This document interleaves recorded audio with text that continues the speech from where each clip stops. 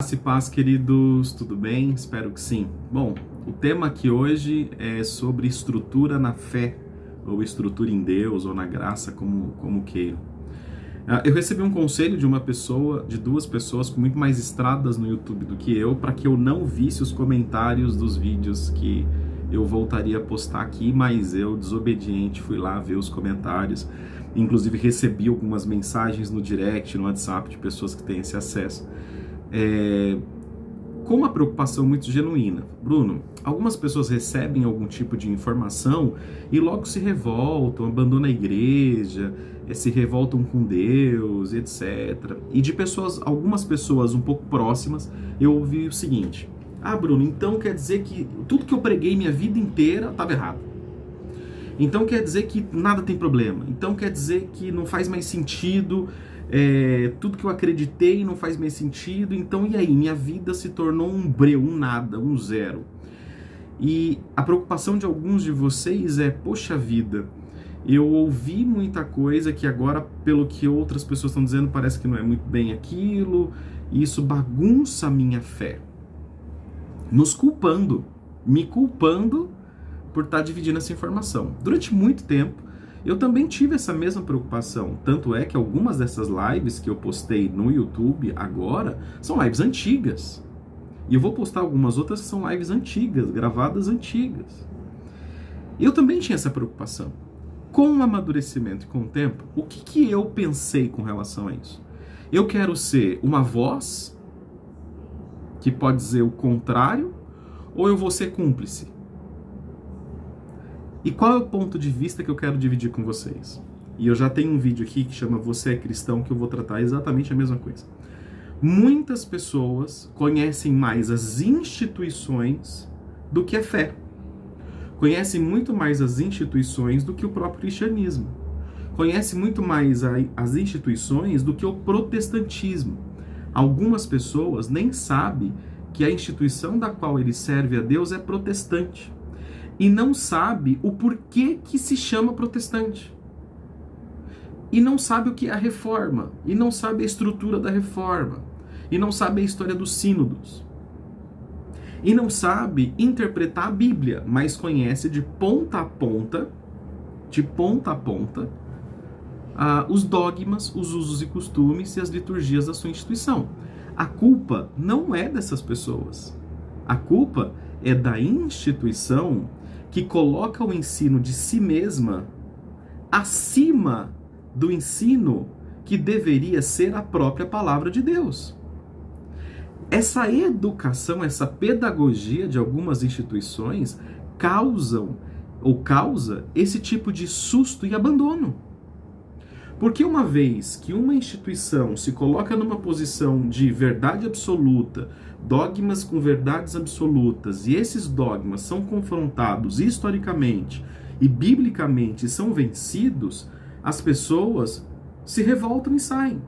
Porque a fé de muitas pessoas está associada às instituições, às igrejas, e pouco associadas ao que a palavra de Deus diz.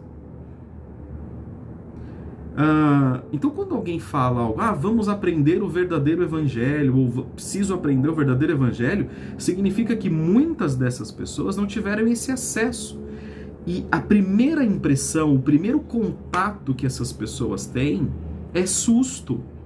E esse susto, ele fatalmente te tira um pouco da religião, porque você dessantifica a sua religião.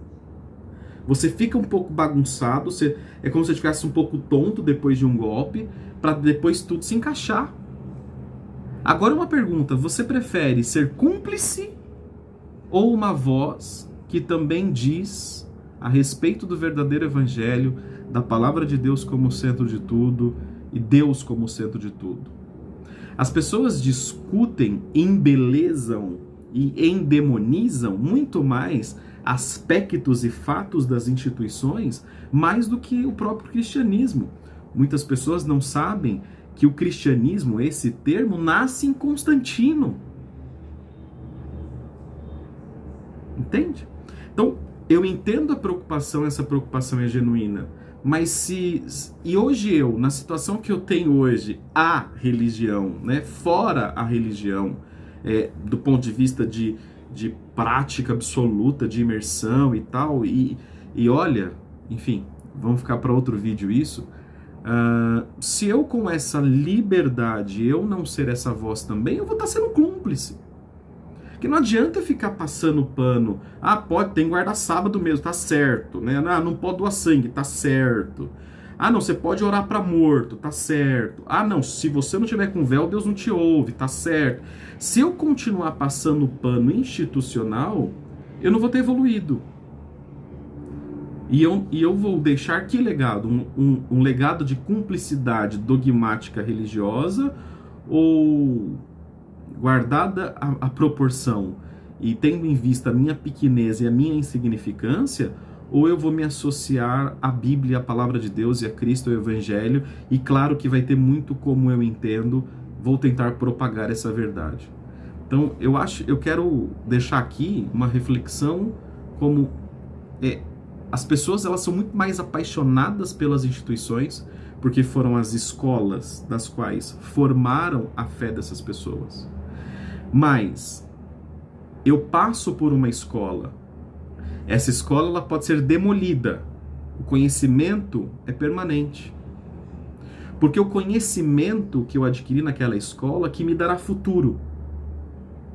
Eu não posso beatificar, eu não posso santificar a escola, eu posso ser grato à escola, sabendo que lá dentro ela tem falhas e acertos. Mas o que é santo, esse é um exemplo metafórico, é o conhecimento que eu adquiri dentro da escola. E esse conhecimento, ele é intangível, você não pode tocar ele. Desde que, né, claro que se eu transformar esse conhecimento em alguma matéria física, eu vou conseguir tocá-lo. Mas o conhecimento em si, ele é intangível. Ele não pode ser tocado. E é isso.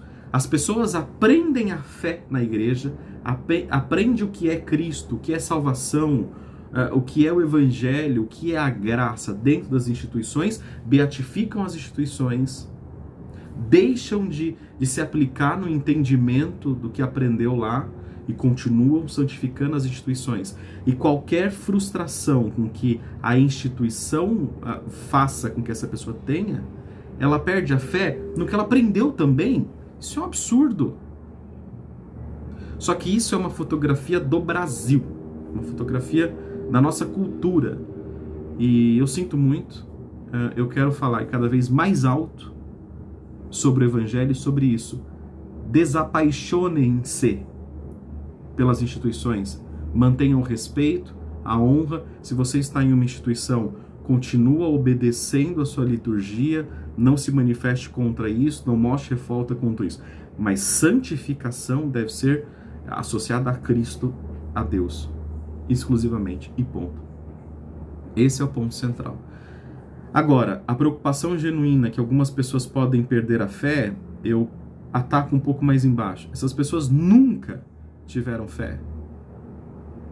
A pessoa pecou e nunca mais falou de Deus e nunca mais leu a Bíblia e jogou tudo pro alto de vezes. Talvez essa pessoa nunca tenha entendido de fato o Evangelho.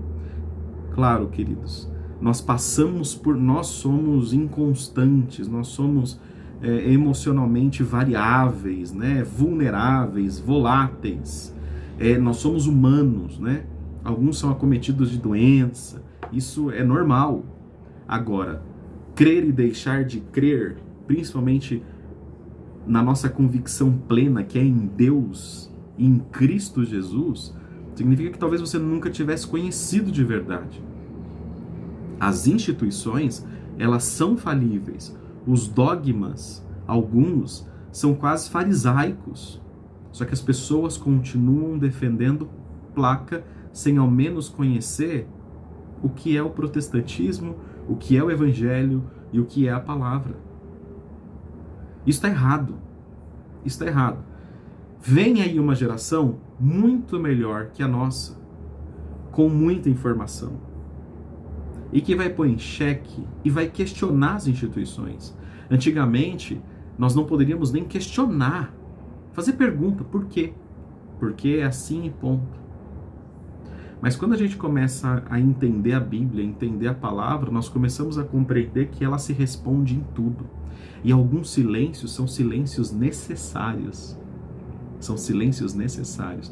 Como eu costumo falar, são quase silêncios pedagógicos. Tem uma irmã da L1, do curso da Alex, da minha escola de teologia, que ela dizia o seguinte no começo do curso, que algumas coisas que ela aprendia é como se ela estivesse tomando murros no estômago.